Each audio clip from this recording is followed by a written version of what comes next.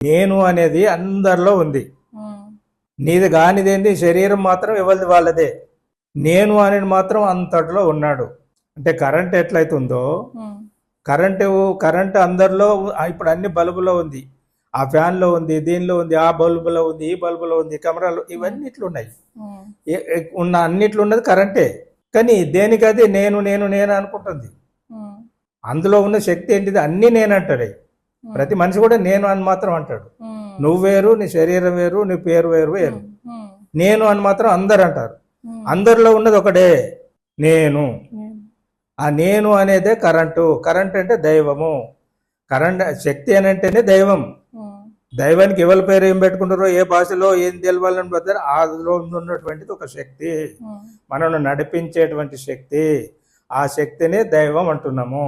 ఆత్మజ్ఞానం అంటే నేను ఎవరు, నేనెవరు